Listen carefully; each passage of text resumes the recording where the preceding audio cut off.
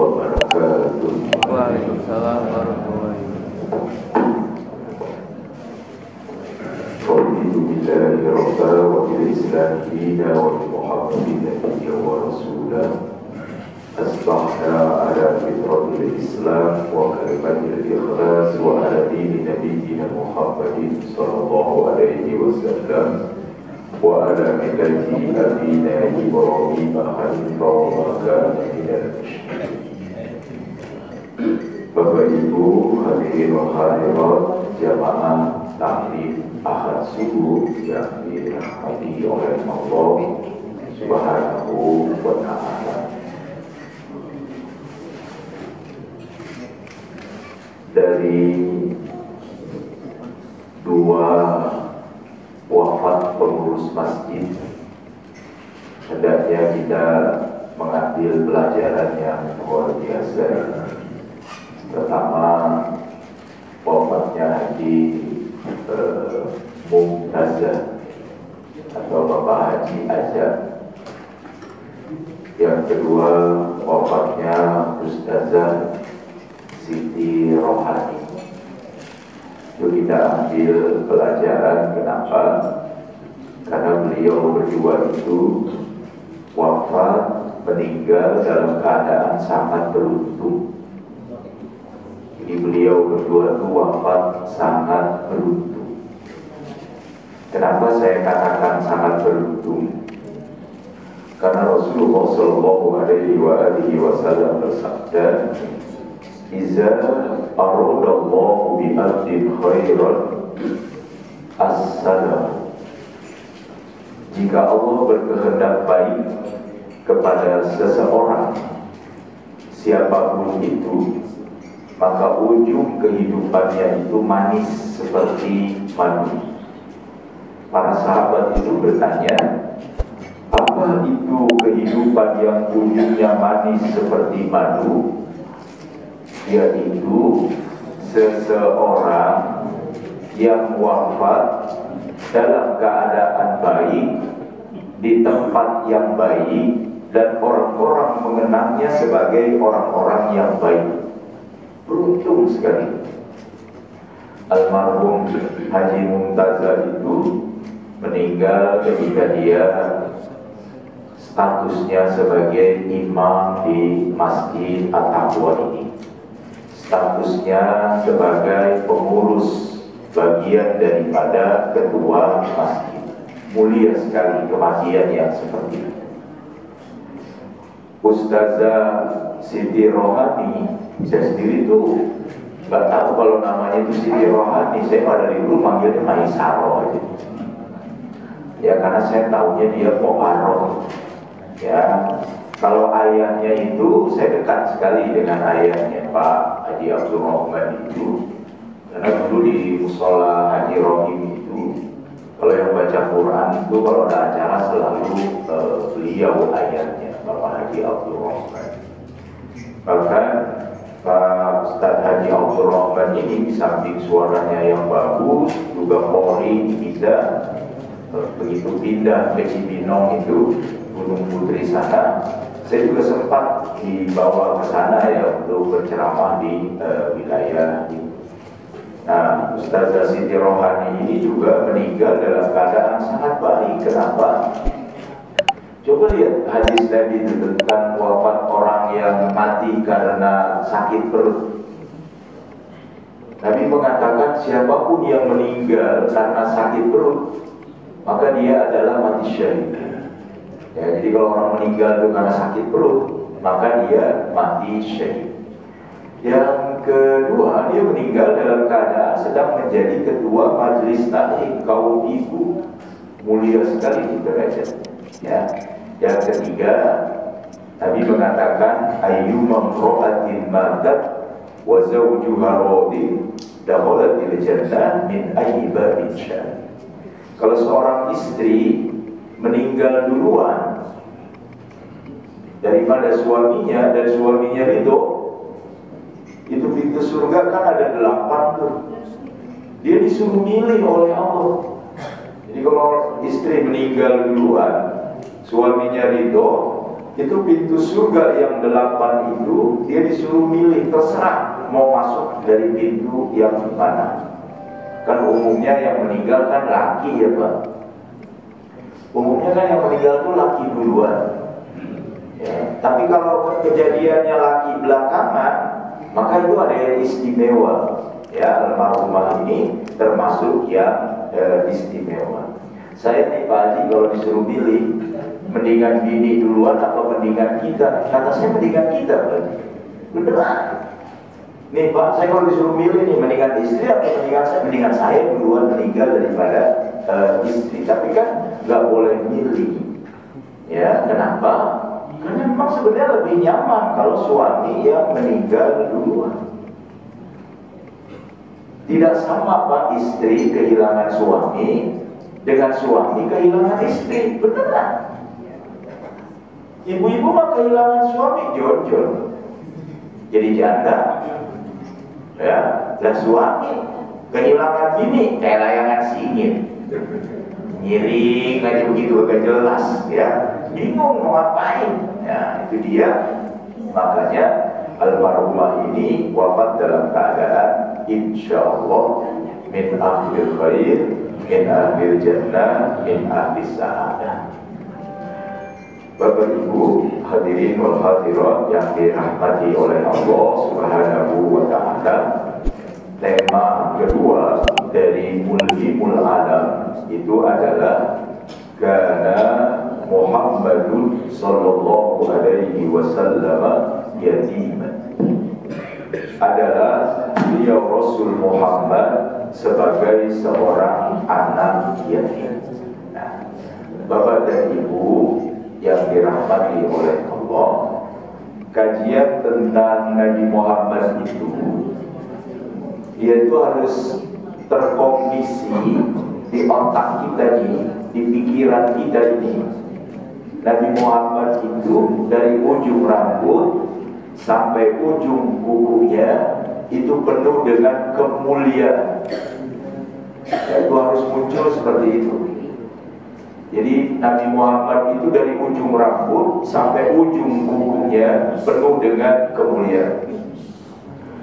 Riwayat hidup Nabi, baik dari sejak beliau Rasul lahir, menjadi bayi, menjadi anak-anak, menjadi remaja, menjadi dewasa, menjadi orang tua, ya, sampai dengan wafat penuh dengan kemuliaan. Nggak ada cacatnya, nggak ada celahnya. Nah, itu harus muncul di benak kita, terkognisi tentang keadaan Nabi Muhammad. Bahkan Nabi Muhammad itu mulia bukan hanya ketika sudah dilahirkan. Dan Nabi Muhammad belum dilahirkan saja sudah mulia. Ya, misalnya kalau kita baca surah Asy-Syu'ara ayat yang ke berapa? 219. Itu ada ayat alladzi yaraka hina taqumu wa taqallubaka fis sajidin. Dialah Allah yang melihat dirimu hai Muhammad ketika engkau berdiri dan ketika engkau bergerak di antara orang-orang yang sujud.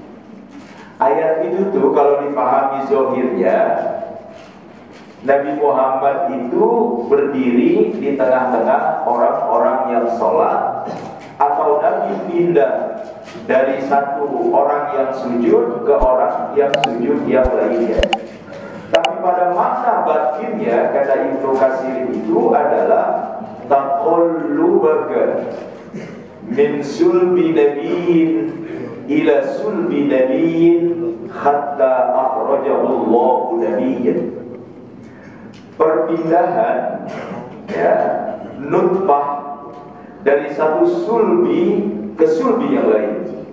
Perpindahan dari sulbi Adam ke sulbi Idris, ke sulbinya Nabi Nuh, sampai dengan Nabi Ibrahim, sampai dengan Nabi Ismail, sampai dengan Adnan, sampai dengan Kinana, sampai dengan Quraisy, sampai dengan Bani Hashim, sampai dengan Abdul Muthalib, sampai dengan Abdullah, semuanya dipantau oleh Allah.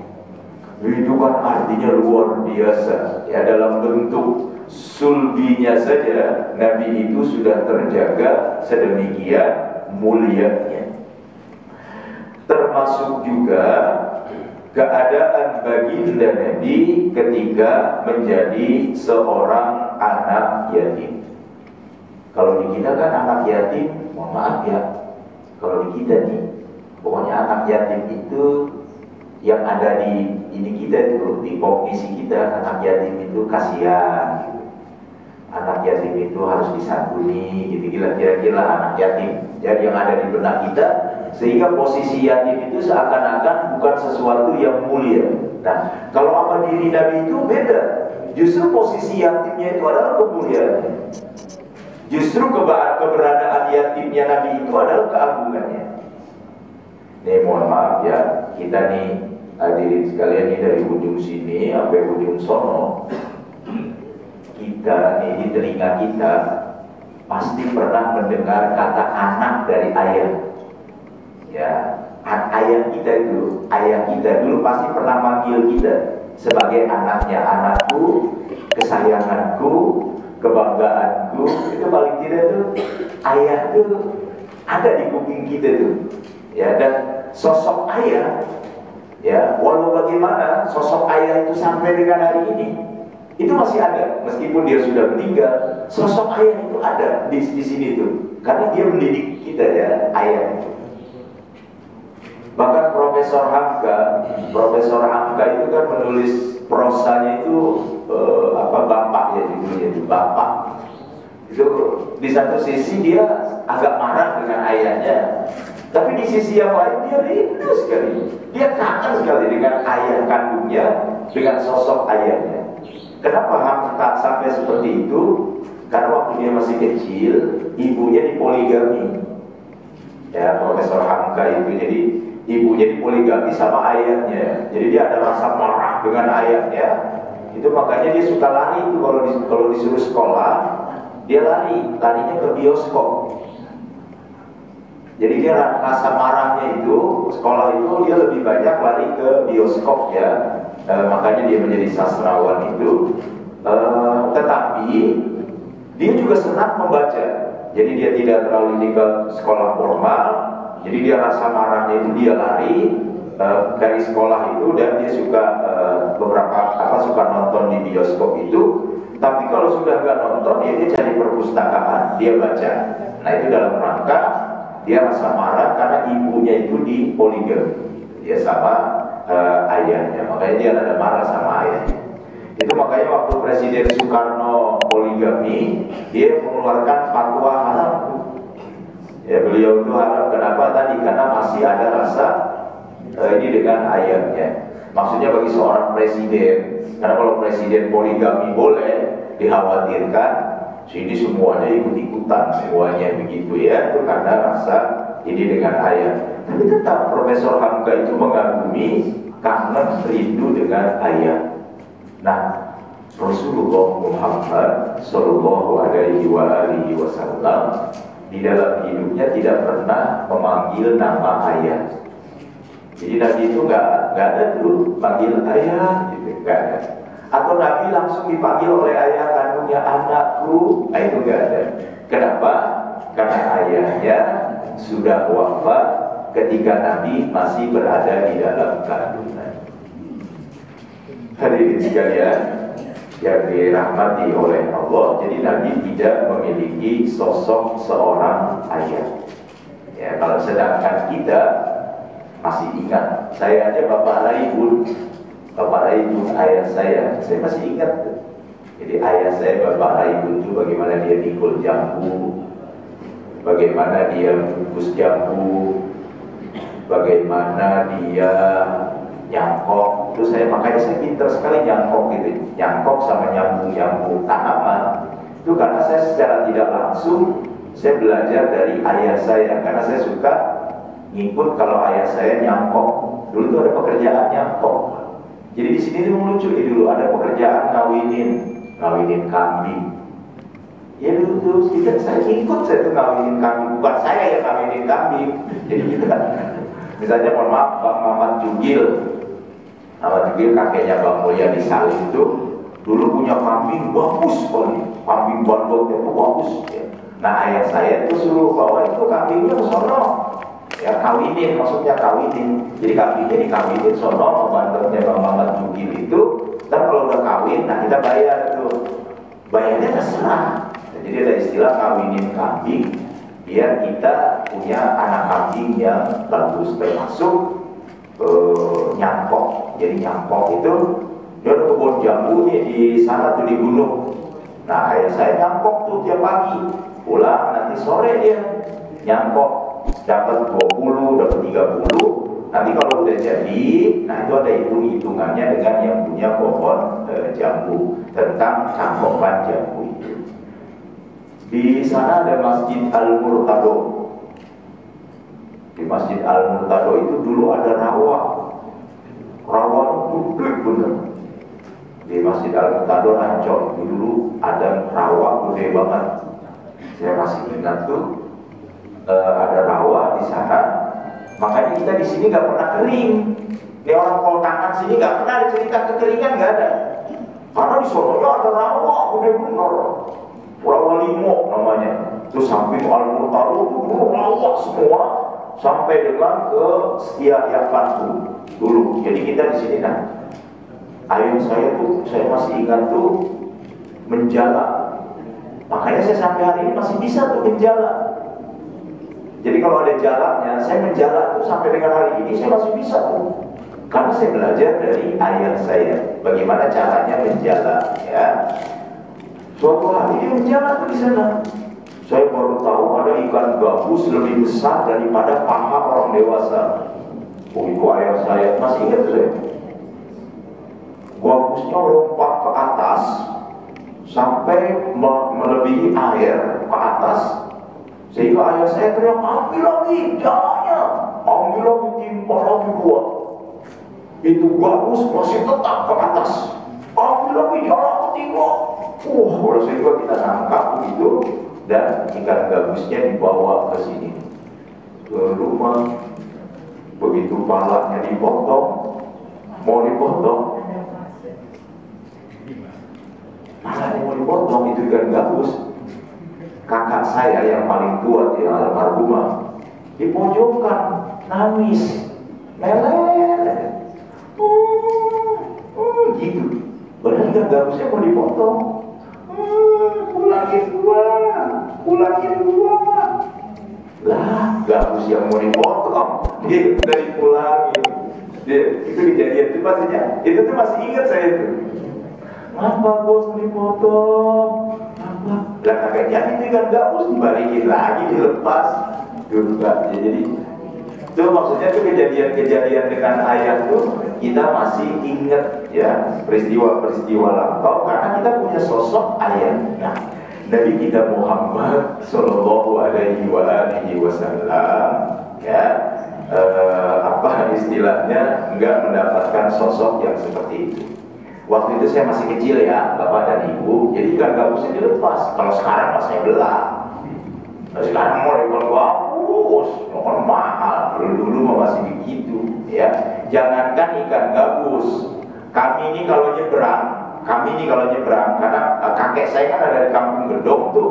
Dulu kan belum ada jalanan kayak gitu. Kami lewatnya lewat Kali Ciliwung. Loh, setiap lewat Kali Ciliwung kita merangkak tuh di jembatan itu, numpang. Ya bener kan ini Pak? Numpang, kita mau lewat ya. Apapun yang kita bawa, kita ceburin tuh ke bawah.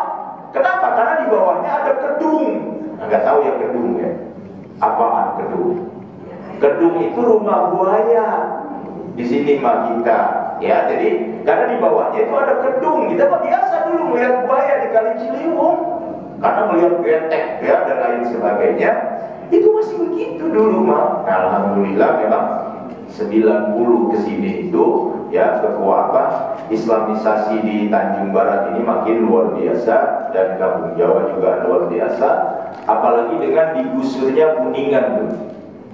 Kuningan digusur, Senayan digusur, itu berkah bagi orang Pol Tangan. Kenapa?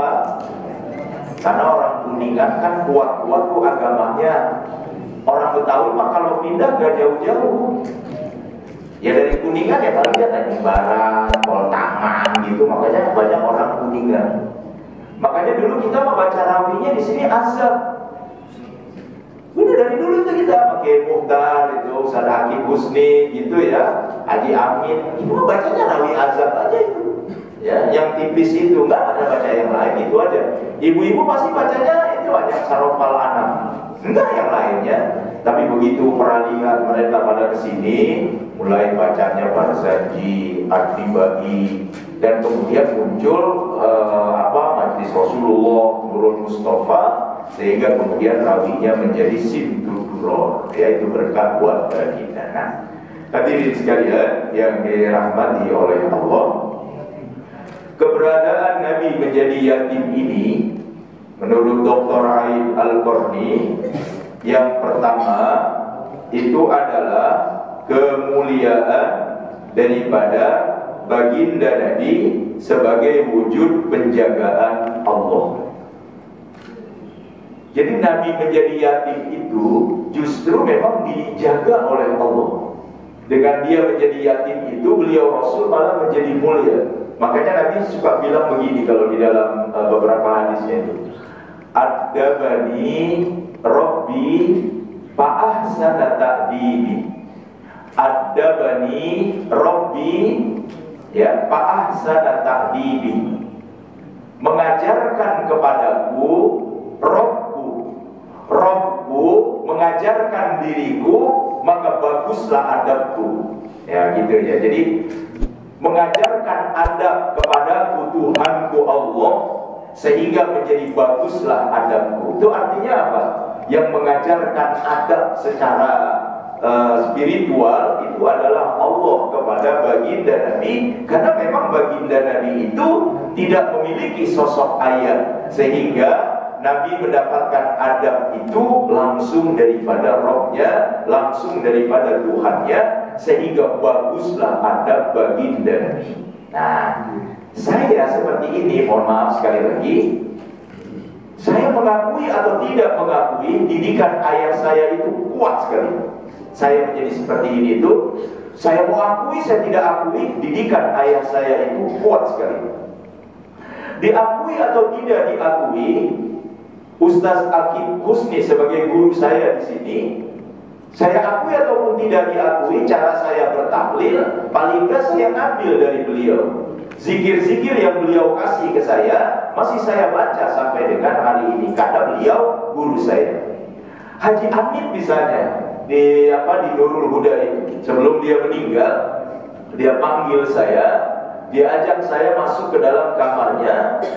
Ya, saya ditanya bisa mandiin orang meninggal enggak? Karena dia kan suka mandiin orang meninggal tuh. Saya bilang, saya kalau mandiin nggak bisa, cuma kagak berani. Dia ketawa dia. Lah emang apa?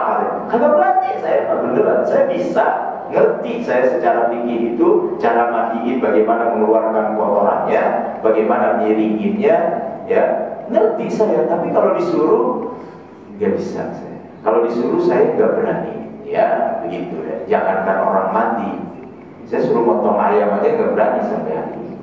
Sampai hari ini, bener. Boro-boro motong kambing kayak orang itu, saya nggak berani. Nggak tahu kenapa, nggak berani. Kenapa? Karena saya pernah motong ayam, udah putus dua-duanya nih. Lah ayamnya diri, ngeliatin saya. Astagfirullahaladzim, sejak saat itu udah yang lain aja, ya. Diuber-uber itu ayamnya. Nah udah putus kan saya. Udah sejak saat itu ya jadi saya. Nah kajiannya ya saya masih itu, karena saya nggak bisa mandiin, ya udahlah lu ambil aja tuh kitab gua. Kalau kita nggak bisa, kata saya insya Allah. Dia kasih itu Dalilul Baliin, sarah daripada Riyadus Shalihin. Lu bawa pulang ini aja kata dia. Nah gua punya jas tuh. Kata Haji Amin tuh saya masih ingat, punya jas tuh, lu pilih tuh jas yang mana ya. Saya ambil yang warna agak biru waktu itu. Saya itu aja, ya pakai ya nanti kalau berubah saya pakai tuh. Nah karena saya pikir dari Haji Amin, kebetulan di sana ada yang nyalon RW tuh di Pondok Terong. Dia ke rumah saya minta jas. Kata saya, ini jas dari Kiai ini gak sembarangan. Dia pakai waktu nyalon jadi RW, kalah. Ya, udah pakai jas Kiai, kalah. Baru-baru kita aja kata saya, aduh modalnya kurang banyak. Bukan soal jasnya itu ternyata. Ya artinya Haji Amin itu walau bagaimana suka saya bawa kalau ceramah, bagaimana dia ngomel di kuburan kalau orang meninggal itu mau hadir, bos mau ngomel. Haji Amin saya masih ingat ya, mohon maaf ya, di depan material itu dulu kan ada pos ronda. Oh, di depan material itu ada pos ronda, dulu banyak pos ronda. Saya mau nanya, kalau dulu kalau ada pos ronda orang ngapain? Main gaple. Dulu mah kita mah main gaple pada cemong-cemongan, ya. Main gaple. Haji Amin mau bener ya. Gue orang pagi-pagi masih pada bekas gaple, sih tendang-tendangin sama dia. Lah kagak ada yang berani sama dia. Beneran. Kenapa? Karena waktu itu gak ada yang mandiin orang meninggal kecuali dia. Karena kita takut kalau kita mati gak ada yang mandiin. Wah, Haji Amin kelakuannya. Tapi kita hormat banget tuh Haji Amin. Sama guru Kiai Muhtar, Kiai Rahmat Sabili, saya belajar pidatonya sama Kiai Rahmat Sabili. Wah, luar biasa sekali. Artinya didikan guru itu masih ada, termasuk yang di Darussalam Ciamis itu, yang sekarang ini seperti itu. Nah kalau baginda Nabi itu nggak ada yang ngajarin, nggak ada gurunya. Ya itu makanya Nabi ada bani Robbi, yang mengajarkan saya itu adalah Tuhan saya. Nah itu Nabi Muhammad. Ali bin Abi Thalib pernah bertanya kepada Rasulullah setelah beliau Rasul menjadi Nabi. Ya Rasulullah, ini kata Ali. Ali makan bocah banget ya. Waktu baru masuk Islam, bocah banget Ali, mungkin 6 tahun. Masuk Islam 7 tahun. Ali itu nanya, ya Rasulullah, ini kan zaman jahiliyah nih di Mekah. Ya, ada orang mabuk, ada orang berjudi, ada orang membunuh, ada orang berzina, luar biasa. Ali nanya sama Rasulullah, apakah engkau pernah berjudi sebagaimana dulu ya mereka orang-orang Quraisy itu? Kata Nabi, tidak pernah. Luar biasa ya. Apakah engkau pernah menyentuhnya? Kata Rasulullah, tidak sedikit pun. Semua yang ditanya tidak sedikit pun. Dan kata Nabi, adabani Rabbi fa'ahsana ta'dibi. Kata Rabbu mengajarkan kepadaku sehingga baguslah akhlakku.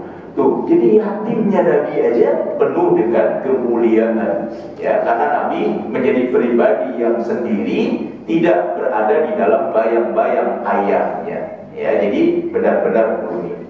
Yang kedua, kata Dr. Ain Al-Qarni itu, Nabi Muhammad itu jadi anak yatim enggak sekali, tapi berkali-kali. Jadi ketika Nabi di dalam kandungan menjadi yatim karena ayahnya meninggal. 6 tahun berikutnya ibunya meninggal. Nah, bapak-bapak mohon maaf ya, ibu-ibu juga kan. Bagaimana rasanya kehilangan ibu, kehilangan ayah? Ini mohon maaf ya, kita kehilangan ayah saja, saya terpukulnya luar biasa. Ya, jadi kehilangan ayah itu saya terpukulnya luar biasa saya ya, karena permintaan ayah saya yang terakhir tidak saya turutin. Ya, jadi permintaan ayah saya yang terakhir tidak saya turutin. Saya menyesal sekali. Ya, apaan permintaan ayah saya itu? Ayah saya kan sakit ya selama 8 tahun itu, dan ketika sudah sembuh, mau sembuh itu kan dia sembuh tuh. Begitu dia sembuh kan dia duduk ngobrol sama kita semua, ya. Saya lupa waktu itu saya khutbah di dinas teknis, khutbah Jumat di dinas teknis DKI di Gunung Sahari. Nah, begitu pulang ditelepon, Bapak minta soto Betawi yang di Sonono Manggarai, soto Betawi yang di Manggarai, Minangkabau. Soto Betawi nomor 1 di Jakarta. Saya mana saya? Orang baru sakit, udah mau dibeliin soto, kata saya begitu. Kan saya nggak tahu dia mau meninggal, ya. Masa sih, kata saya masih di kereta waktu itu. Udah ntar saya nyampe, gampang gitu. Ya udah saya nyampe, Mbak, nggak usah soto ya, nggak usah soto. Gurame aja, gurame, kata saya. Gurame ya, gurame, diem aja. Akhirnya dia setuju, ya udah dah gurame aja. Beli saya gurame itu di situ, di Superindo. Gurame, goreng. Nah anak-anaknya pada makan, nah dia mah gak makan, melihatin doang. Meninggal dulu, suaranya pelan gitu, sambil duduk, meninggal. Rupanya dia makan itu pengen ngelihat anak-anaknya. Nah saya agak menyesal tuh di situ, maksudnya ayah saya meninggal, saya enggak. Nah besok-besok kalau punya bapak minta apaan, beliin aja udah. Ya, apalagi sakit terus baik. Udah kalau dia minta apaan, beliin aja. Ya, kalau enak batu ya, yang namanya begitu. Nah, saya pastikan lebih berat lagi ketika yang meninggal ibu. Ya, pasti lebih berat lagi yang meninggal ibu. Bapak bisa bayangin bagaimana kalau yang meninggalnya ibu dalam keadaan kita berumur 6 tahun, udah gak punya ayah, ibu meninggal. Dan ketika ibu meninggal, ibunya pun meninggal setelah nengok kuburan ayahnya Rasul ya. Jadi ibunya ngajak nengokin kuburan ayahnya, pulang dari nengokin ayahnya di sebuah perkampungan itu sakit dan kemudian meninggal. Saya sudah ngomong, Masya Allah, Rasulullah itu ya. Jadi 6 tahun menyaksikan ibunya meninggal. Dan kalau di Dr. Ain Al-Qarni itu Nabi membantu itu iniin kuburannya, menutup kuburannya. Ya, anak umur 6 tahun hari itu ya menyaksikan langsung ibunya meninggal setelah tidak punya ayah dan kemudian ikut. Nah, di sanalah makanya dari surah yang dibaca oleh Ustaz Asari itu, alam yajidka yatiman fa'awa. Bukankah dijumpai bahwa dirimu ya Muhammad sebagai seorang anak yatim? Fa'awa, siapa yang fa'awa itu? Allah.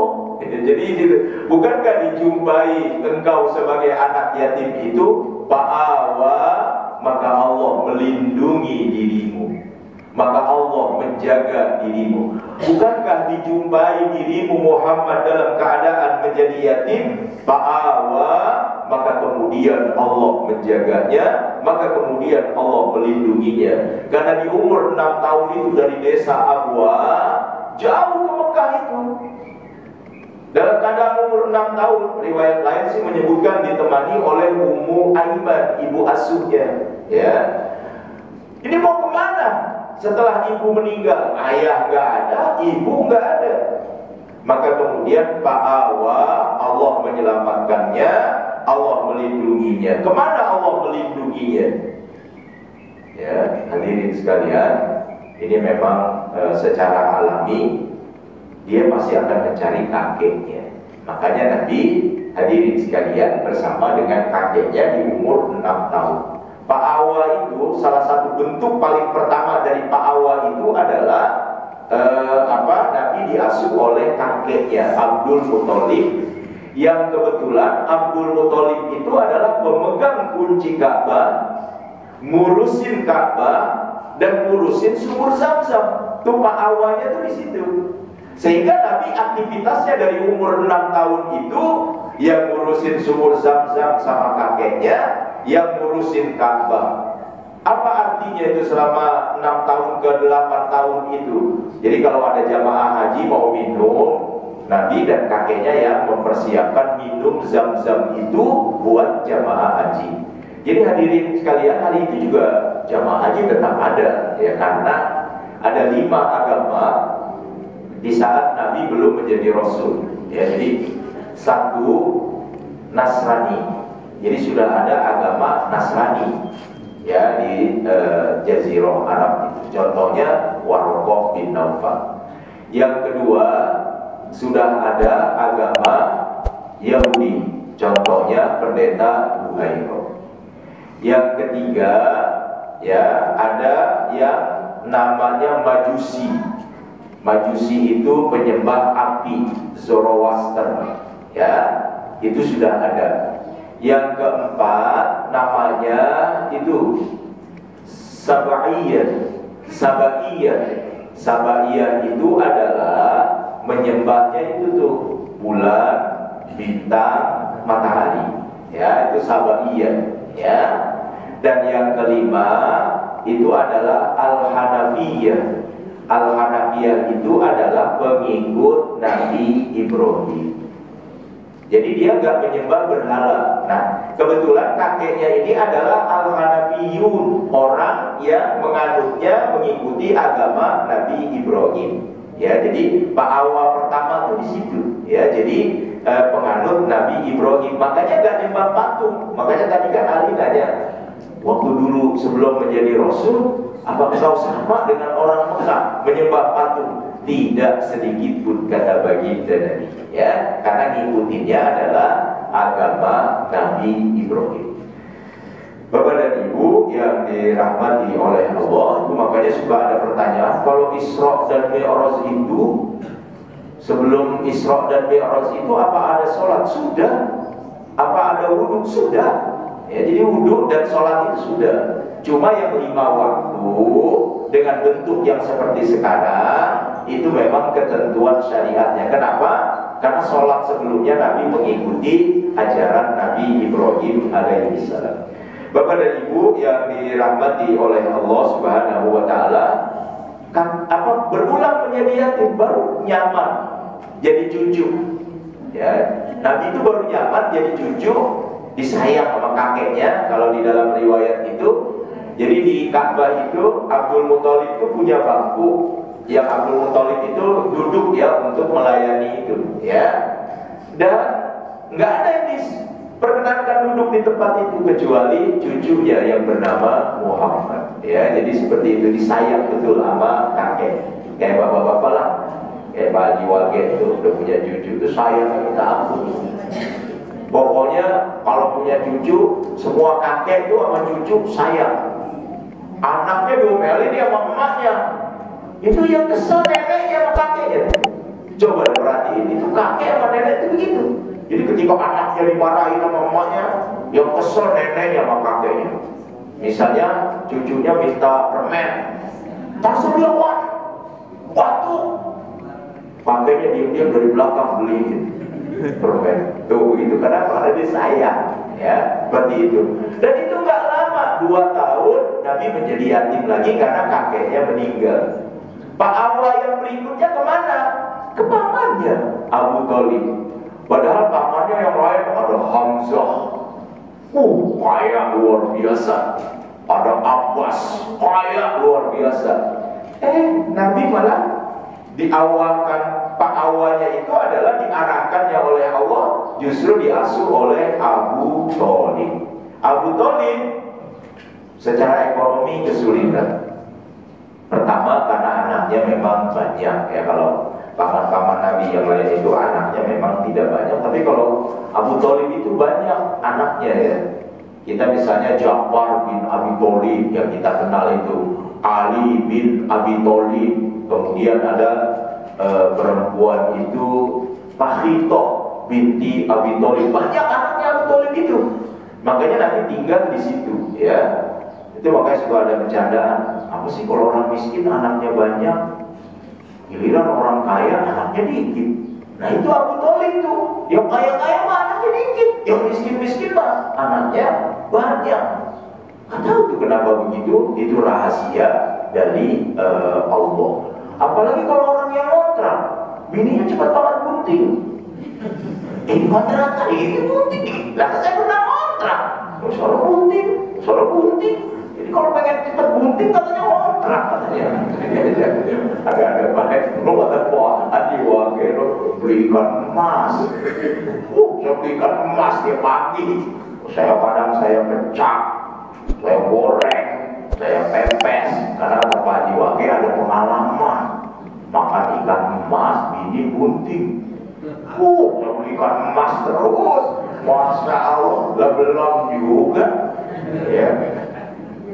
Ada Ustadz di Anur di Anur yang Mekar. Ada Ustadz bisikin saya mau khutbah Jumat, belum hamil. Pakai la ilaha illallah. Pakai la ilaha illallah gimana?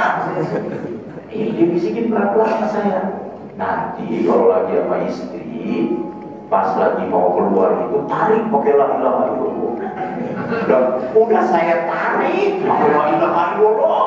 Kagak juga ya Allah, memangnya belum mau ngapain ya. Ada Pak Haji Kamali di Gang 100. Pak Haji Kamali, Ustaz, saya punya kontrakan 6 kata dia. Emang apa? Itu orang dikontrakan bunting mulu. Coba saya ngontrak lah, saya punya rumah, suruh ngontrak. Kata dia, katanya kali. Subhanallah ya. Ya dulu kan saya anak juga dapat lagi ngontrak. Ya betul juga. Iya saya 2 kali almarhumah itu lagi ngontrak juga dapatnya. Ya iya kali dikontrakan kali ya saya ngontrak dulu ya. Jadi gitu ya. Nah yang miskin, tapi di situ Pak awalnya Nabi jadi gembala kambing. Hebat ya. Justru karena Nabi ada di Abu Thalib, Nabi jadi menggembala. Dan ketika Nabi menggembala kambing, Nabi dapat upah. Tuh, perlindungannya itu di sana. Jadi Nabi dari umur 8 tahun sudah menjadi pribadi yang tangguh, menjadi pribadi yang mandiri. Ya, itu dengan yang disebut dengan Fa'awa tadi, karena memang Nabi berulang-ulang menjadi yatim. Yang ketiga, nah ini ada hubungannya dengan Nabi kan menghadapi orang-orang kafir Quraisy tuh yang bajingan. Kalau di sini tuh kalau orang Badung kita menyebutnya bajingan. Tapi kalau orang kafir Quraisy ini bukan bajingan, mereka bajingan tengik. Ada tengiknya, ya. Kenapa saya katakan bajingan tengik? Nih mohon maaf ya.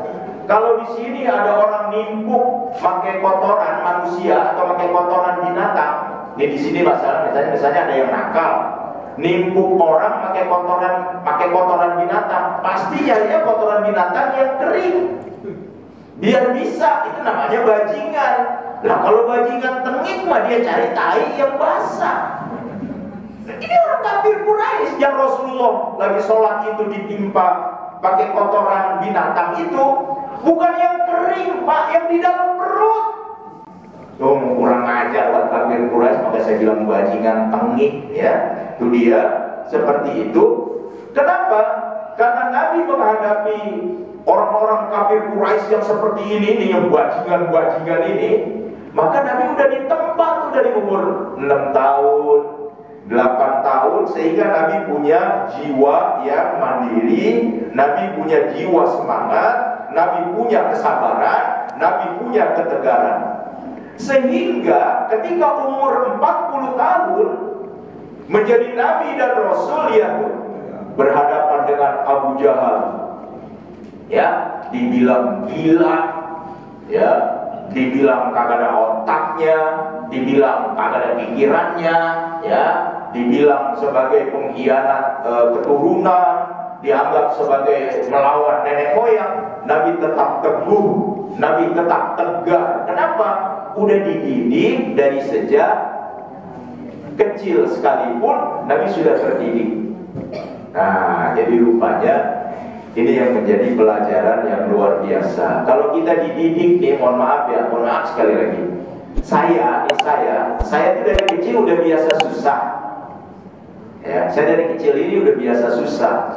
Ya, susah. Kenapa? Ya, ibu saya anaknya 13. Udah biasa susah. Ayah saya tadi ya cuma ngurusin kebun. Jadi udah biasa susah. Saya ngalamin gitu bagaimana pernah nggak ada beras di rumah itu. Jadi bakarnya ubi waktu itu ya. Jadi nggak ada beras tuh ubi. Jadi saya ngalamin tuh yang begitu-begitu. Apa ya namanya, goreng telur Nggak kayak sekarang, telur ada istilah mata sapi apa. Lah dulu mah telur atuh ditipisin, tipis banget, telur digoreng tipis, dibagi-bagi. Ada telur bebek atuh, ini biar dapat semua, saya banget cari itu daun kelor. Ini pakai daun kelor ibu saya tuh, jadi pakai daun kelor, jadi banyak semua kebagian. Karena memang susahnya minta ampun. Ibu saya itu baru kemudian enak tuh ketika dia menjadi guru ngaji tuh. Ya, jarang di rumah dia jadi ya. Pagi musola situ ngaji ya, terus musola ngaji situ, musola kelurahan, situ awabin, al-arab sono, musola sorihin. Jadi dia itu keliling-keliling saja itu ibu saya tuh sebagai guru ngaji itu. Dan kalau pulang bawa teng-tengan, kalau dia bawa teng-tengan kita pada berebut di depan pintu tuh. Malam itu, wah, senang banget tuh ya Allah. Ya, artinya apa? Itu tuh adalah sebagai yang namanya bekal. Ya, karena udah biasa susah. Nah sekarang, ya kalau sekarang dibawa senang, ya udah biasa. Dulu susah. Ya, jadi kita bawa susah biasa aja lah gitu. Ya.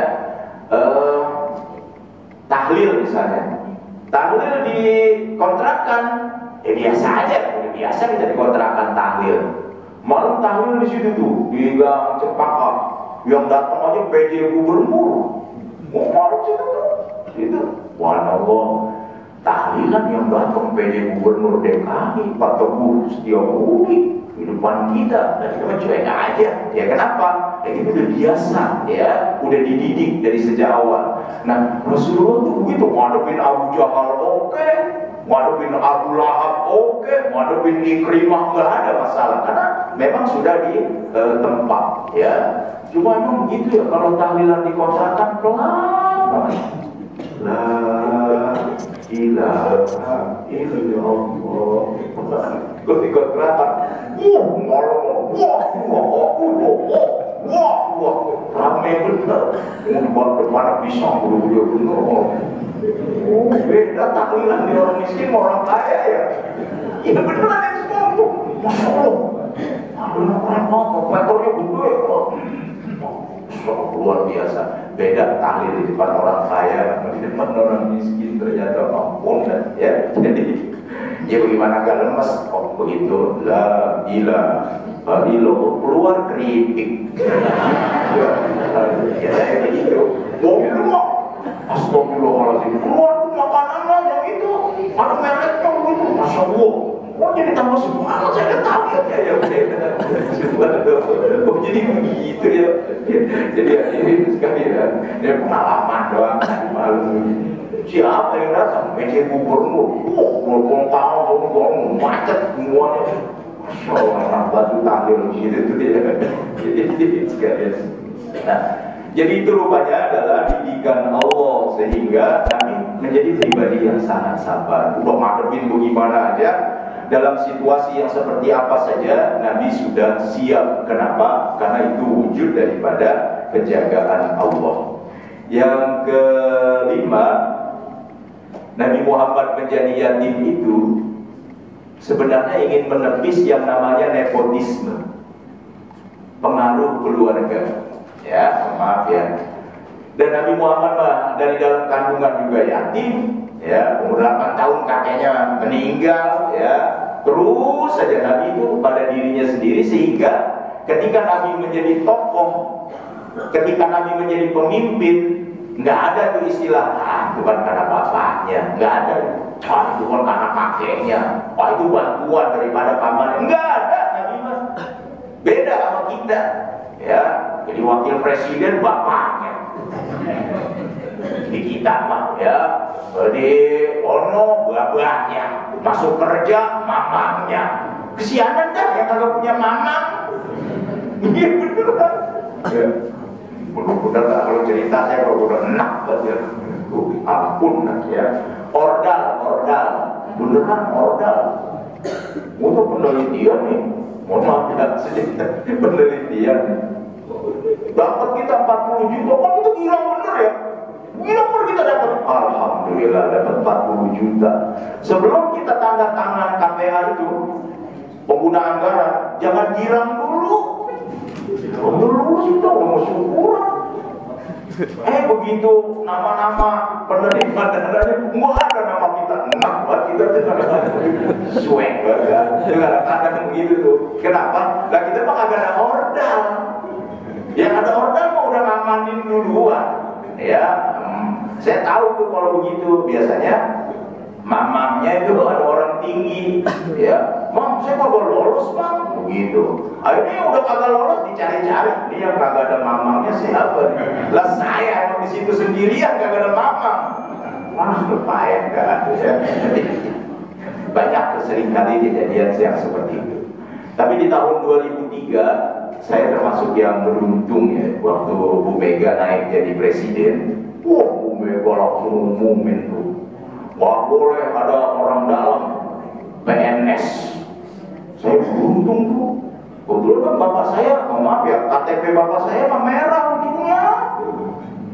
Apaan tuh kalau KTP ujungnya merah? PKI. Suwek banget saya jualan PKI. Zaman itu bapak saya KTP-nya merah. Bapak saya tadi sih itu rumahnya Tanah Garapan. Pokoknya yang tinggal dari ujung sono sampai ujung sono anak PKI. Tahun 65 tuh ya bapak saya penggarap. Udah tahu nih bapak saya urusannya, ya. Itu kira-kira gak bakalan jadi PNS. Nah pas Bu Megawati itu, nah baru tuh dihapuskan semuanya itu, dan saya ikut daftar, lulus itu.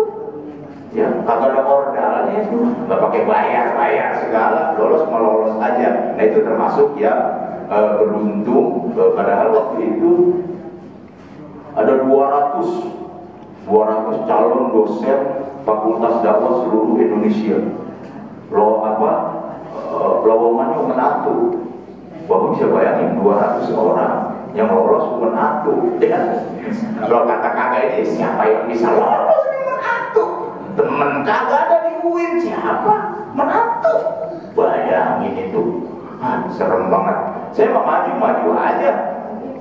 Tes pertamanya bahasa Inggris 100, bahasa Arab 100.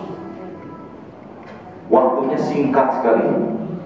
Bagaimana nih jawabnya nih? Bacaannya juga bahasa Inggris, mana soal cerita mulu lagi. Jawabannya A, B, C, D. Saya mau begini doang. B, C, D. Beneran itu mah.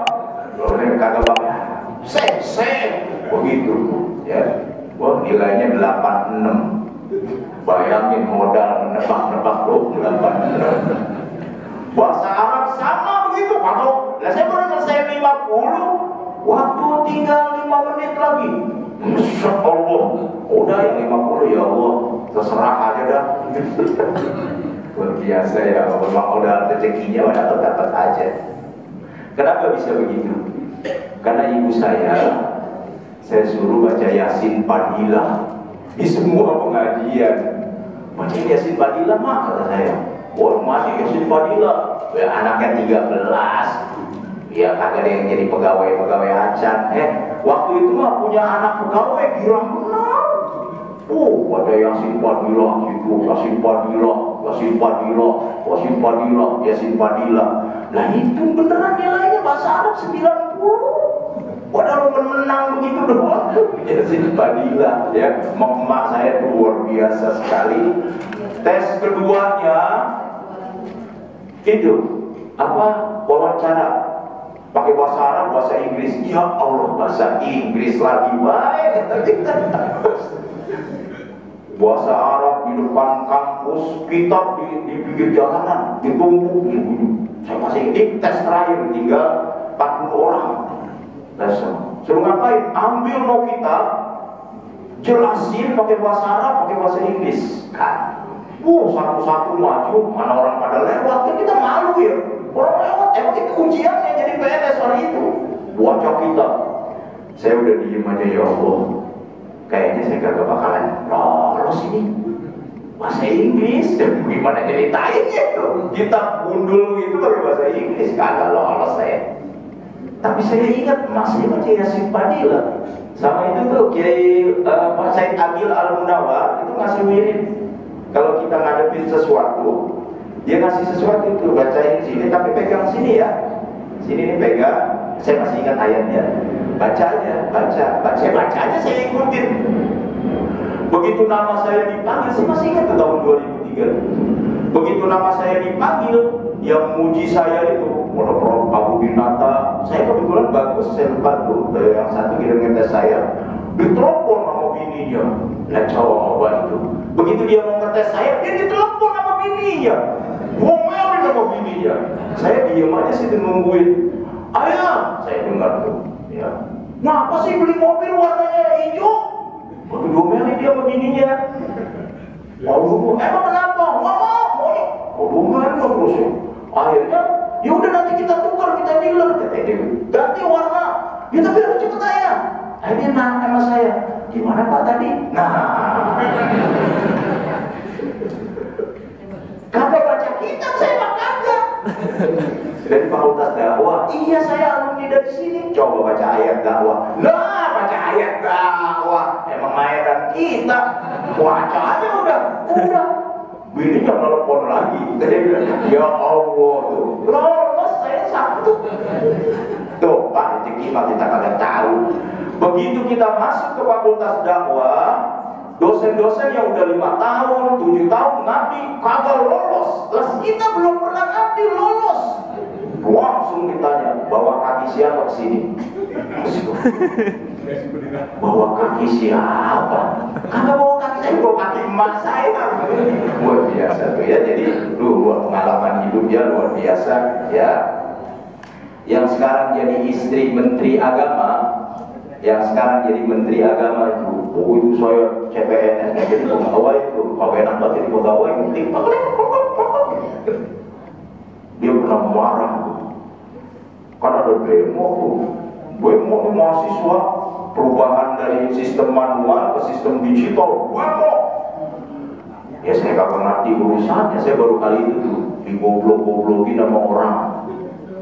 Belum pernah saya seumur digoblok-goblokin, beneran saya mah. Baru kali itu saya baru tahu jadi pegawai siap digoblok-goblokin sama atasan. Goblok banget sih, begitu kata beliau saking marahnya. Karena di demo lagi panik. Ya Allah, saya digoblokin orang. Kayaknya saya diatak gua Ustaz. Gak emang kalau dikerja saya baru tahu emang begitu ya. Kalau dunia kerja itu ya, saya baru tahu mau pasar-pasar kalau ngomong atasan sama bawahan itu. Student center di UIN tuh, karena saya belum pernah digituin orang, saya nangis aja di atas, ya Allah, mak, saya ngomelin orang. Pengalaman ya Allah, ternyata itu menempa hidup ya menjadi. Tapi kita baik sekali dengan Bu Haji Nina, kenal itu sama istrinya Menteri Agama yang sekarang. Tapi setelah itu kita ternyata ya akrab aja, jadi baik sekali namanya juga CPNS lagi apa sih itu namanya yang 6 bulan itu lagi digojlok begitu, ternyata begitu kerja ya.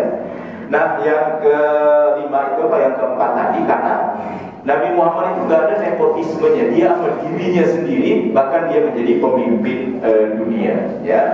Nah sekarang yang keenam, mohon maaf nih, kalau ada anak yatim pakai alasan gagal, lah saya kan gak punya bapak, saya kan anak yatim, saya gak punya orang tua, nggak bisa alasan begitu.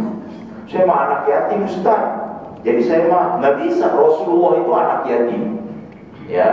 Rasulullah tuh nggak punya ayah, Rasulullah tuh nggak punya ibu, tetapi keringat, ya. Tapi Ustaz saya kecil susah, muda susah, susah terus. Ya gak apa-apa, ya ketika beriman, bertakwa kepada Allah.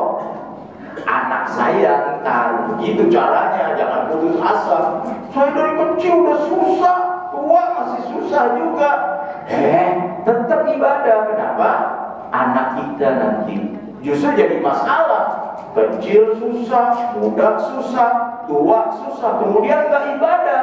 Nah itu yang kemudian malah jadi masalah ya. Jadi kadang-kadang prosesnya memang tidak salafi ya. Dan yang terakhir kemarin sudah kita bahas bahwa Nabi Muhammad itu meskipun anak yatim, tapi Nabi adalah anak yatim yang paling sukses di seluruh dunia. karena kekayaannya kemarin udah dihitung, ya. Jadi Nabi kekayaannya luar biasa.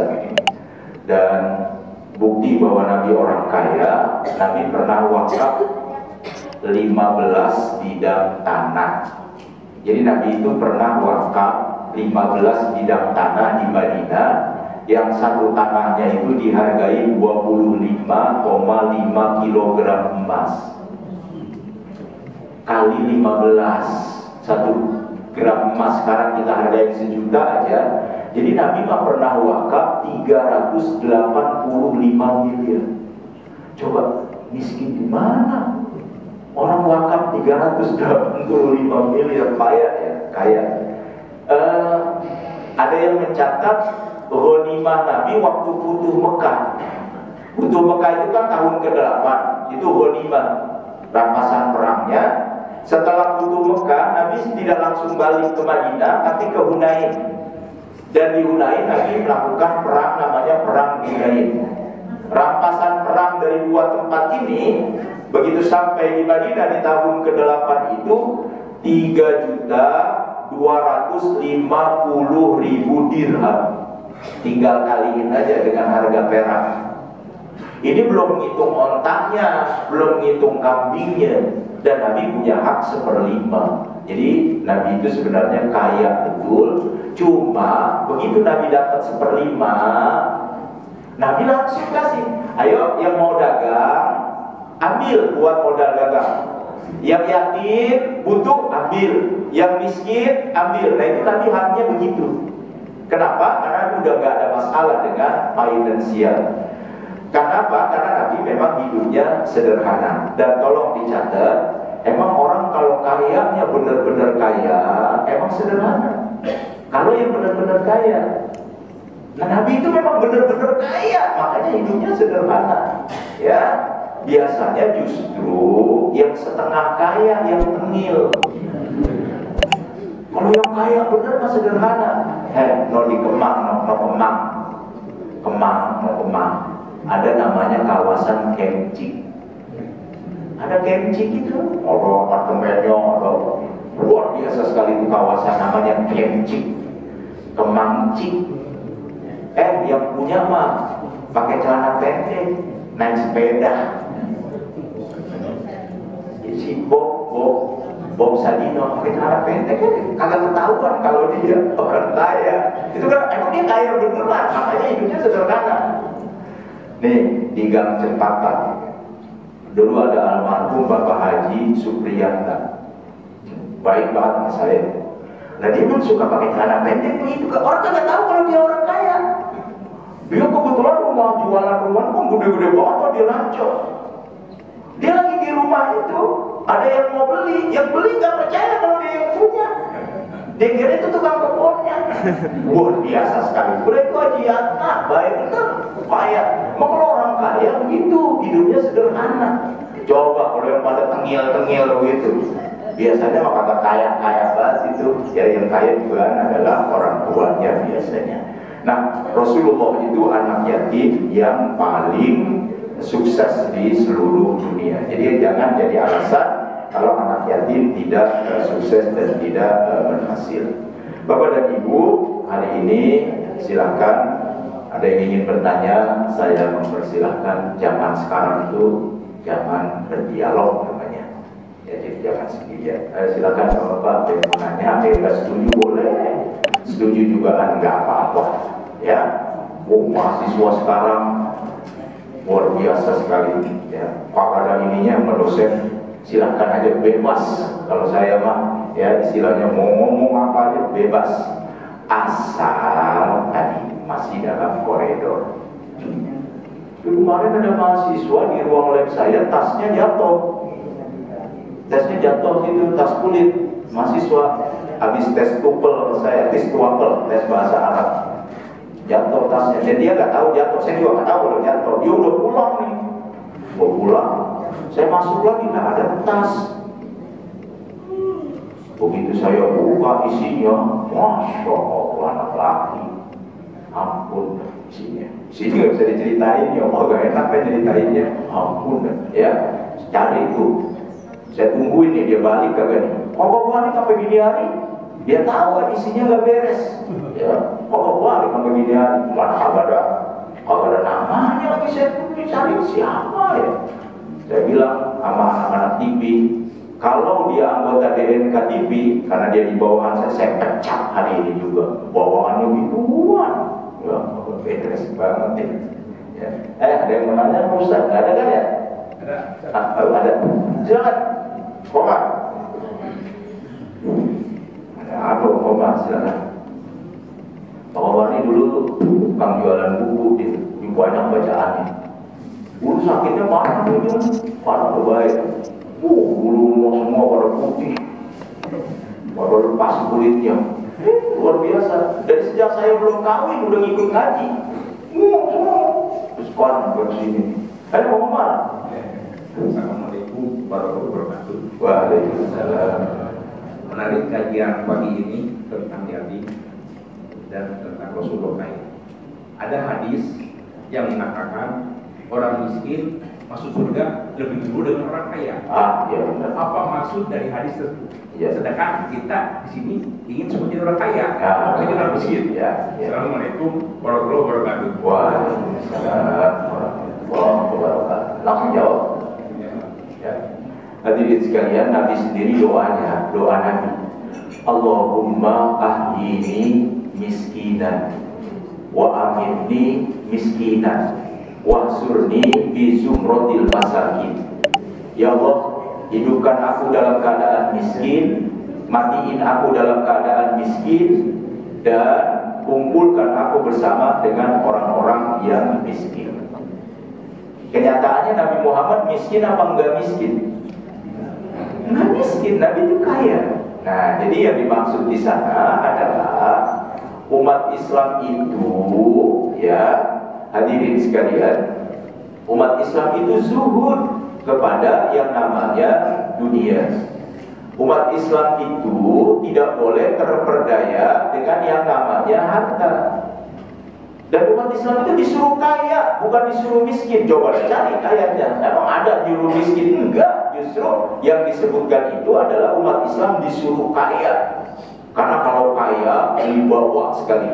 Ya, tapi kalau enggak kaya, wibawanya menjadi kurang. Nah, berkenaan dengan hadis tadi, ya, emang kalau lihat hadis, orang miskin itu, ya, masuk surganya lebih dulu daripada orang kaya. Itu yang dimaksud tadi, itu zuhud, harusnya larinya ke sana.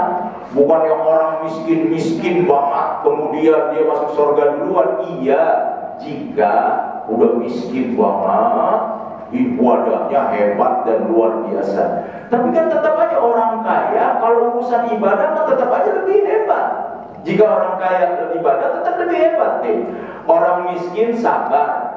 Lah mendingan orang kaya syukur. Coba pikirin. Orang miskin sabar, ibadahnya hebat, tapi dia miskin. Ya dia buat dirinya sendiri. Tapi orang kaya, begitu dia ibadah dan dia syukur, mau pergi haji, berangkatin haji, mau umroh, diberangkatin umroh. Nah kalau yang miskin wirid, lah gak bisa berangkatin orang umroh. Nah jadi yang dimaksud itu adalah tadi sebenarnya umatnya kalau bisa kaya, ya, jadi dia itu zuhud, ya, jadi dia itu zuhud. Yang disebut orang miskin itu masuk surga duluan dalam konteks hadis itu. Tapi baca dong dalam hadis yang lain, ada orang kaya juga lebih utama daripada yang kaya, banyak sekali. Misalnya setiap pagi malaikat turun 2. Ya, setiap pagi turun tuh malaikat 2. Allahumma ati munfiqan khalafa. Ya Allah, kata malaikat itu setiap pagi, berikanlah ganti kekayaan harta kepada orang-orang yang menafkahkan, mewakafkan, mensedekahkan harta. Itu kan artinya utama sekali. Tapi ya, hancurkan kekayaannya orang yang tidak menafkahkan hartanya. Itu ada 2 tuh malaikat dia pagi turun, ya. Artinya yang kaya tetap utama. Memang ustaz-ustaz suka ngasih analogi kayak kita belanja di mall, belanja di mall yang pakai keranjang, belanja banyak bu, lama bener kan? Ya, orang banyak belanjaannya. Coba yang pakai teng-tengan, cepet dia orang belanja begitu. Ada juga yang lewat, kagak diperiksa. Mau kagak belanja, ya. Ada yang itu analogi doang ya. Mohon maaf, ada nggak orang kaya ya yang istilahnya tadi itu nggak pakai diperiksa? Ada. Siapa? Suami yang kaya. Suami yang kaya itu bisa aja urusan harta dia nggak diperiksa. Kenapa? Mobil atas nama bini. Iya kan? Tanah atas nama bini, rumah atas nama bini. Dia kaya. Lah tapi dia masuk surga duluan karena begitu diperiksa. Ya kan dia? Mana itu mobil? Atas nama bini saya. Tanya aja bini saya. Saya pakai di akhirat saya kalau ditanya semua bini saya udah. Begitu aja aman ya. Kaya, tapi tetap kan namanya. Jadi jangan bayangkan kalau jadi miskin masuk surga duluan, belum tentu. Malah orang kaya lebih cepat kalau dia orang kaya ibadah dan sedekahnya banyak dibandingkan dengan orang yang miskin. Malah di zaman Rasulullah orang miskin pada iri. Ya Rasulullah enak banget orang kaya. Tuh begitu enak banget dia. Tapi kata Nabi kalian juga bisa. Subhanallah, walhamdulillah, wala ilaha illallah, wala ilaha illallah, wallahu akbar. Iya, tapi kan itu untuk diri sendiri. Ya tetap kalau saya mah mendingan orang kaya dah dan dia rajin ibadah. Wih, imam kaya, baca bismillah di bonus, bismillah, kaya, enak banget kita dengerin ya Allah. Ya gitu kira-kira lah, enak dah pokoknya orang kaya. Kayak tadi tahlil, orang kaya mau tahlil enak bener ya. Dah kira-kira, ya. Ada lagi? Satu. Silakan. Silakan. Ini terkait dengan konflik ya, dari medsos Ya. Mengenai zuriyah Nabi. Ya, waduh, berat. Saya mau tanya, saya mau jawab. Ya sekarang Budi. Ya, jadi ada beberapa saya pernah baca juga zuriyah Nabi ini karena dia yang ngomong, jadi saya anggap ini fatwa gitu ya, mengatakan tidak menghormati zuriyah Nabi dianggap kafir gitu, bahkan sampai seperti itu, entah ini oknum atau apa gitu. Nah ini menimbulkan kebingungan di kalangan jamaah gitu.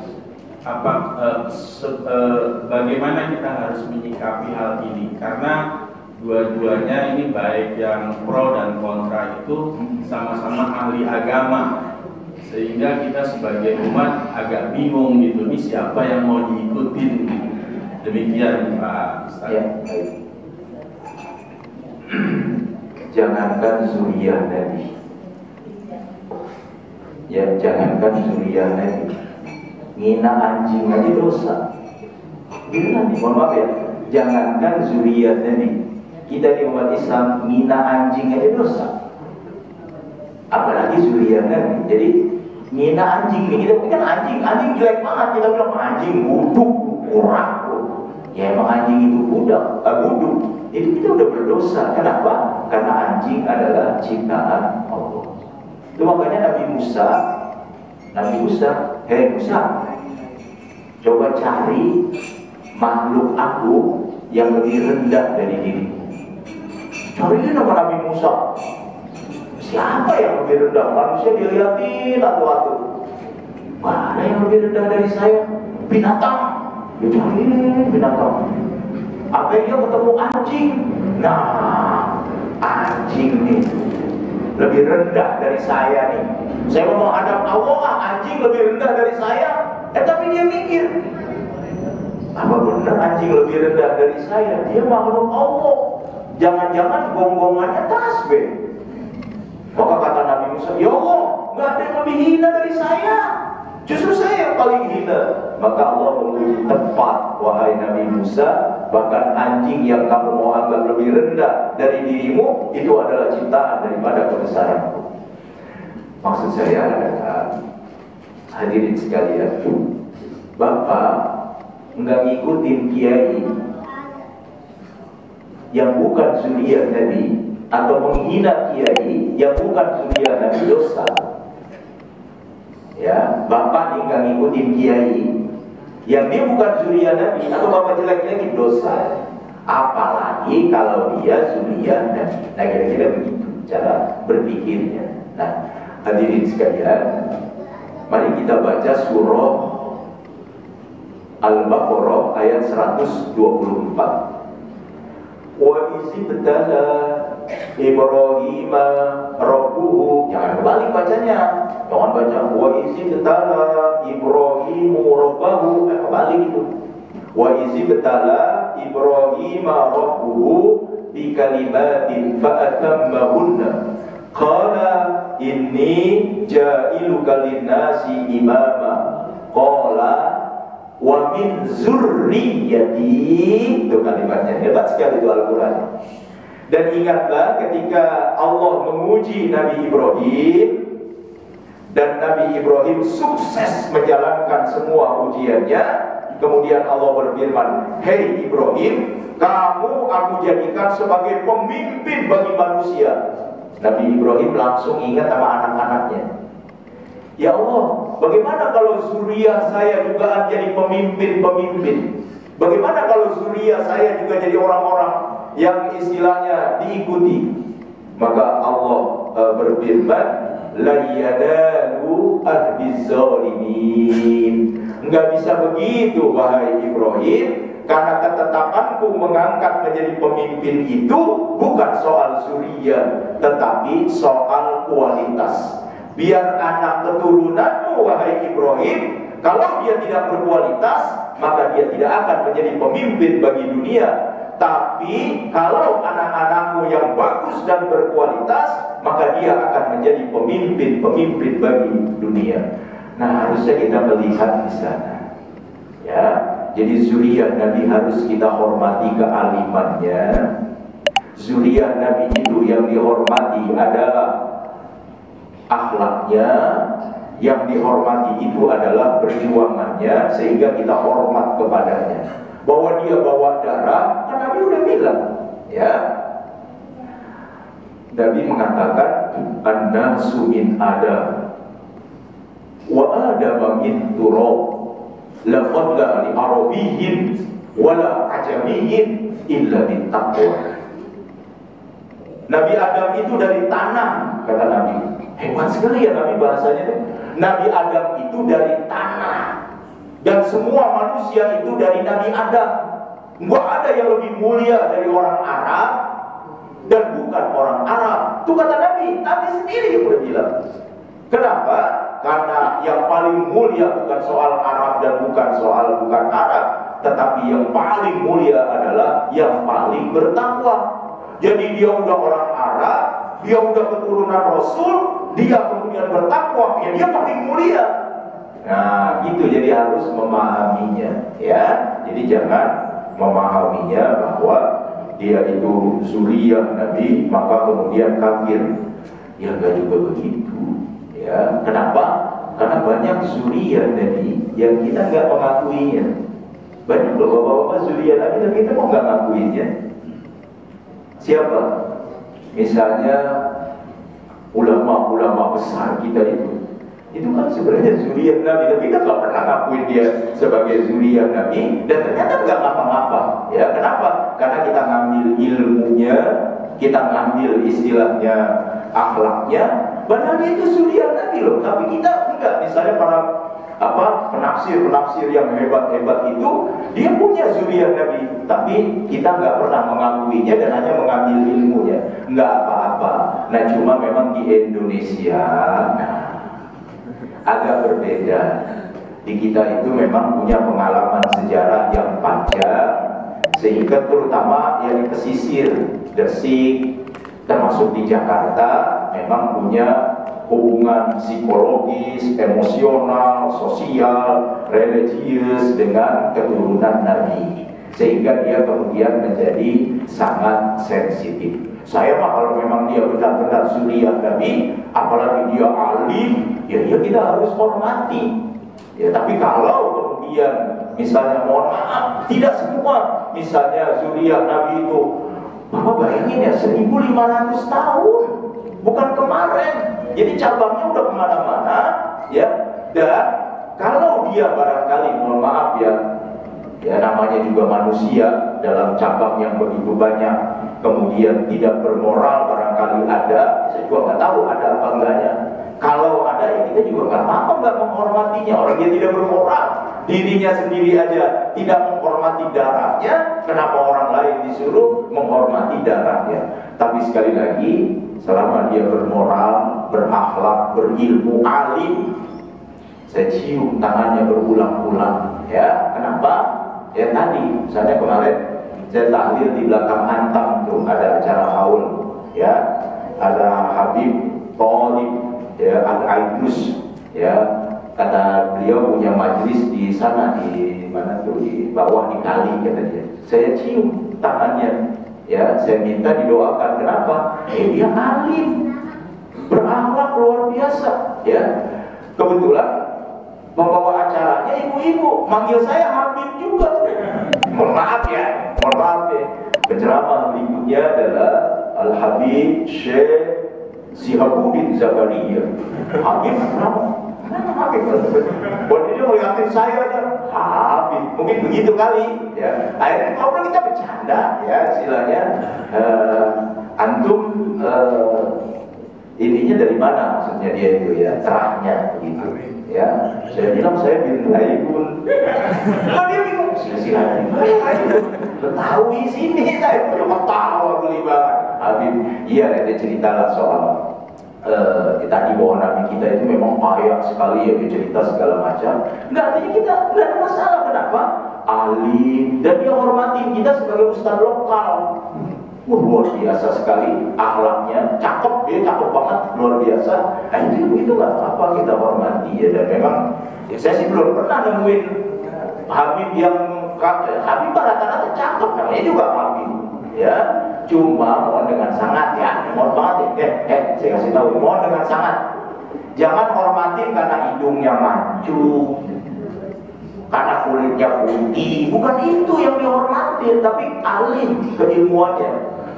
Ini di depan Universitasnya Bang Mul, itu di Indra Prasta, ya, Bang Mul, yang di Condet.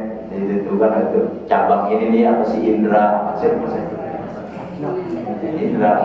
Unindra, sorry, maaf, Unindra. Kan ada cabangnya, no. Kan ada masjid berdua saya tuh.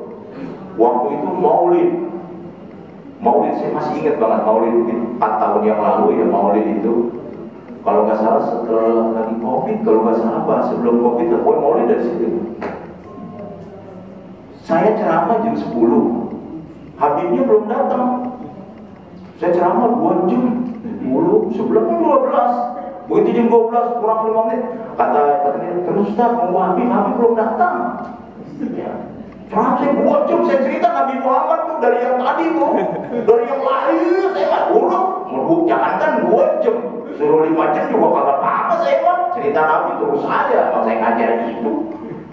Cerita lah begitu 5 menit, Habib datang, petasan kok, datang, petasan, coleng 300 pinggir jalan. Colek 300 pinggir jalan. Belum iya nih, apa tuh yang muter-muter tuh? Habib, saya disuruh berhenti Ustaz, Habib datang. Iya. Salam. Masya Allah, ramai benar. Colek 200. Habib, Masya Allah, Habib luar biasa. Begitu datang, Habib duduk. Saya ceramah tadi, gitu. Ini udah malam, dia naik, kita tutup aja ya dengan doa. Subhanallah, ceramah 2 jam dia nutup dengan doa. Sekali keren kan Habib dari Kuitang, yang sekarang jadi di Kuitang, alih tuh. Kita tutup aja, tapi kan ceramah udah banyak dari Ustaz katanya. 2 jam katanya, ya kita tutup aja. Ya tutup dia baca doa. Maksud saya bukan itu. Bukan soal dia nuntut. Saya datang boro-boro ada petasan. Saya datang boro-boro petasan, saya parkir mobilnya bingung di mana. Subhanallah. Saya datang kayak oncom, kagak ditegur, kagak ditanya. Saya duduk aja. Ya Allah, Ustaz lokal begini amat ya kan. Tuh nih, tolong ini bapak-bapak pikirin. Ya beneran ini. Boro-boro saya ada kembang api, kali waktu datang Ustaz Bakario datang. Kembang api, colek, kagak ada sepi. Ustaz lokal. Nah itu tolong ya, jangan begitu ya. Begitu nyampe di rumah, amplop saya buka. Lalu saya ceramah 2 jam. Saya buka 750. Saya tanya, Habib dikasih berapa? 5 juta. Ya Allah, subhanallah. Ya begitu, kenapa? Tadi karena menghormat, saya sih nggak ada masalah, maksudnya memang kehormatan orang tuh beda-beda ya, tapi cara umat ya jangan begitu-begitu amat, termasuk amplop di sini. Nggak usah pakai recehan apa? Mohon maaf ya, 5 cepean aja, 5 kan tipis tuh, 4 ya, cepean aja, cepean kan tipis, enak kita bawa pulang ya. Oh itu Ustaz Aceh kemarin masih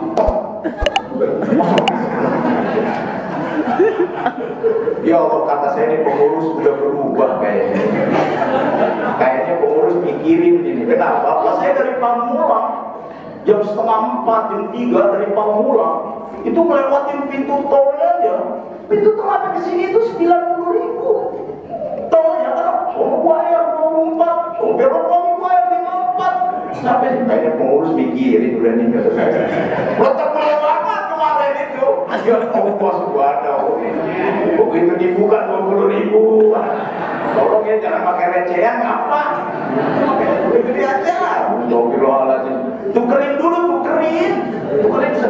Ini kan hari Minggu, hari Sabtu tukerin, cepean aja. Jadi kan kita udah tahu nih, nah itu beneran dah ya.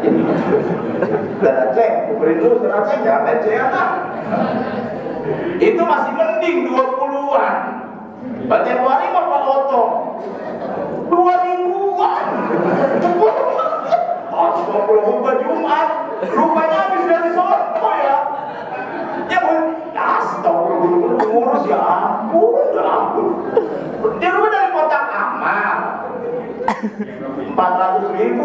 Masa kalau saya menerimanya 2.000-an itu astagfirullah. Tolong ya pakai etika lah, jangan begitu cepean lah. Jadi dari sehari sebelumnya udah disiapin.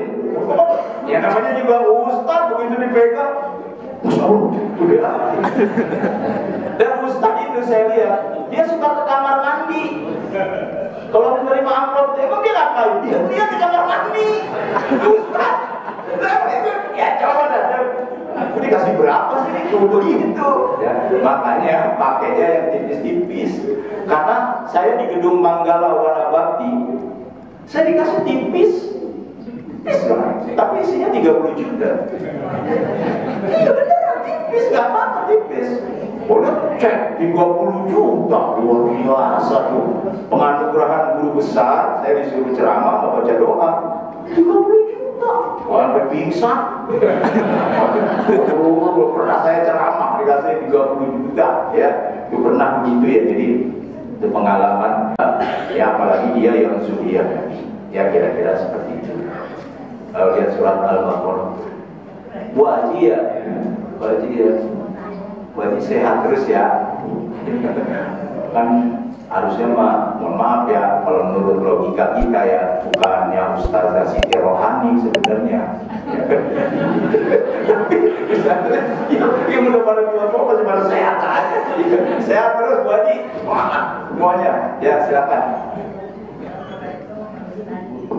Mau nanya, kalau anak yatim kita kan santunin, terus tiba-tiba ibunya nikah lagi. Nah itu kita santunannya berhenti karena udah ada ayahnya, itu gimana? Masih anak yatim atau kita nggak apa-apa? Iya. Yang Waalaikumsalam. Bapak-bapak ini yang ada di sini, kalau niat nikahin janda, ya nanti niat nih nikahin janda, itu berarti bapak tanggung jawab bukan hanya sama janda, tanggung jawab sama anaknya. Jadi siap ya, siap begitu bapak menikahi janda yang ada anaknya, maka bapak itu jadi ayah kandungnya. Bukan hanya menafkahi ibunya, tapi bapak punya kewajiban menafkahi anaknya. Titik ya, karena sudah menjadi kewajiban dari seorang laki-laki. Ya, begitu menikahi ibunya, maka wajib bukan hanya menafkahi ibunya, tapi wajib menafkahi anaknya yang disebut tadi anak yatim. Hebat sekali itu, ya. Kalau bapak menikahi janda yang bawa anak, itu makanya semakin banyak anaknya janda itu makin bagus, Pak. Ya, kenapa? Karena kita semakin banyak menafkahi anak-anak yatim. Ya, nah yang seperti ini sebenarnya dia udah bukan anak yatim, karena itu ada buah-buahnya yang baru, kewajibannya dunia akhirat. Harusnya bapaknya kesinggung kalau anaknya disantunin. Saya sebagai bapak ini kesinggung, ada saya disantunin. Gak bisa, ini tanggung jawab saya begitu. Sehingga buat yang anak yatim yang kagak ada bapaknya itu dapat banyakan, ya. Daripada kita yang ini yang ada bapaknya, bapak harus kesinggung. Saya masih ada anak saya disantunin begitu, ya. Jangan malah bapak yang mau udah niat nyari nafkah. Kawin sama janda anaknya 4, suruh nyari santunan. Kawin lagi sama janda anaknya 2. Itu kan nyari nafkah namanya, ya. Harusnya bapak singgung kalau punya istri, anak kita disantunin orang, karena harusnya kita yang nyantunin. Ya, begitu kita nikahin emaknya, jangan anak saya disantunin, semuanya saya santunin. Kenapa? Karena kita berani menikahi emaknya, berani juga tanggung jawab sama anaknya. Tapi, nah ini ada tapinya nih Bu Haji nih.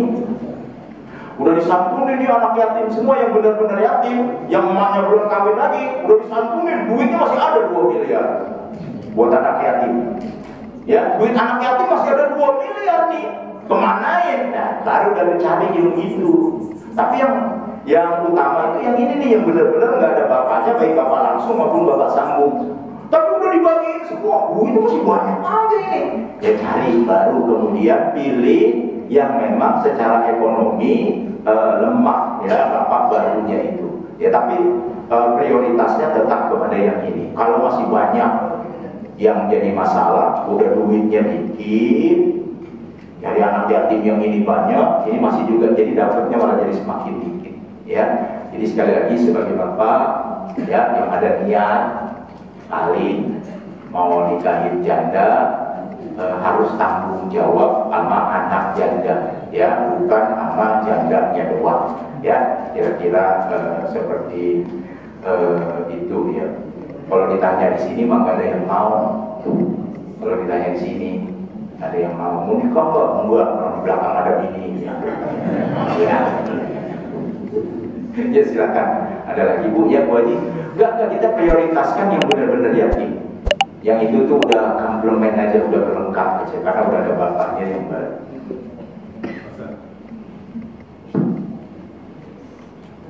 Silakan Pak Wage, Haji Wage. Bu Haji ada ikut kaji nggak Bu Haji? Ada nggak Bu Haji? Ada. Nggak ada, ada kata istri saya. Kita bercerita ada. Assalamualaikum warahmatullahi wabarakatuh. Waalaikumsalam. Penyambung yang tadi mengenai anak yatim. Anak yatim. Jadi anak yatim ini memang perlu disantunin, ya kan? Tapi ada tadi kata jangan hanya disantunin, tapi diberikan bekal. Artinya bekal itu anak yatim itu jangan jadi objek, tapi jadi subjek. Nah, alhamdulillah di kita ini sudah ada yang namanya pembinaan. Ini atas inisiatif Pak Mul Salim. Ini yang saya sangat-sangat apresiasi. Salah satu dari pengurus kita mencetuskan kata-kata pembinaan. Ini mohon doanya dan mohon dukungannya ke bapak-bapak sekalian, karena anak yatim itu bukan objek yang harus kita kasihani. Memang kita santuni, tetapi yang lebih penting lagi adalah kita bekali supaya apa? Supaya dia mandiri, ya, supaya dia punya bekal. Itu aja Pak. Jadi itu aja, mohon penjelasannya bagaimana saya kira sebaiknya. Terima kasih. Baik Bapak dan Ibu, kalau dibina, nah beda nih, ya. Kalau tadi menyantunin bagi-bagi duit. Kalau pembinaan itu bukan begitu. Makanya yang disebut pembinaan itu tadi dia jadi subjek dan dia akan jadi orang. Nah, ketika dia menjadi subjek dan dia menjadi orang, libatkan dia di dalam kegiatan yang sifatnya pembinaan. Meskipun tadi dia sudah ada buah-buahnya yang baru, ya. Misalnya pembinaan, kalau di sini bikin telur asin dulu. Ya, bikin telur asin itu keren sekali tuh. Pembinaan model begitu tuh keren sekali. Jadi dia nggak dikasih duit, tetapi dia dikasih ilmu, sehingga kalaupun nanti dia besar dan dia mentok, ya, maka dia punya keterampilan namanya bikin telur asin, ya. Itu makanya saya kemarin udah beli bebeknya Bang Mul di kebun. Jadi di kebun saya itu di atasnya alpukat, di bawahnya bebek, ya. Saya beli 3. Kalau bisa jadi telur asin, ya. Saya ingin bangun. Wah, kan kita beli bebek lebih banyak lagi nih. Kita bisa kerja sama nih. Ya, begitu kira-kira. Jadi ada anak yatim dibina, di bapak-bapak itu namanya luar biasa nih At-Taqwa. Jadi biasanya kan santunan. Di kita bukan hanya santunan, ada pembinaan. Nah, yang tadi itu yang meskipun dia udah ada babanya yang baru, kalau pembinaan mah ilmu. Nggak apa-apa, bukan hanya yang yatim, karena anak-anak yang miskin dan duafa aja dilibatkan di situ juga, nggak ada apa-apa. Itu namanya pembinaan. Sebenarnya, mohon maaf ya, ketimbang memberikan langsung uang begitu, langsung habis dibeliin pulsa, sebenarnya jauh lebih baik ya namanya pembinaan seperti itu, karena jangkanya adalah jangka panjang, ya. Dan pengeluaran dana seperti itu buat anak-anak yatim tidak menjadi mengapa. Sini udah dapat boti kan ya Pak? Boti dapat terus kan ya? Boti yang 12 juta itu, 12 juta dari Pemda. Penerima boti di belakang itu pengurusi boti itu. Oh iya dapat ya? Nah, yang berdapat itu beres. Boti oper ke sini juga kalau apa-apa buat anak yatim. Wah, seneng banget Pemda tuh kalau ada laporan yang buat anak yatim. Ya bagus sekali. Ya jadi nggak apa-apa. Kalau di sana saya jalan-jalan pakai boti. Udah habis, ya udah siap. Baik, terima kasih Bapak dan Ibu. Lebih dan kurang saya mohon maaf, yang benar itu hidayah. Tapi kalau ada yang tidak benar saya mohon maaf, kadang-kadang saya suka keceplosan, ya. Terima kasih banyak. Dan ada jawaban yang tidak pas, saya mohon maaf. Yang sebesar-besarnya tidak ada niat, tetapi niatnya hanya ingin memuliakan agama dan sama-sama kita ingin menghidupkan sejarah kehidupan Nabi. Lebih dan kurang saya mohon maaf, yang sebesar-besarnya. Assalamualaikum warahmatullahi wabarakatuh. Waalaikumsalam warahmatullahi wabarakatuh. Alhamdulillah kita semoga apa yang disampaikan oleh beliau bermanfaat kita semua dan bisa kita amalkan dalam kehidupan kita sehari-hari dan juga membuat kita semakin cinta kepada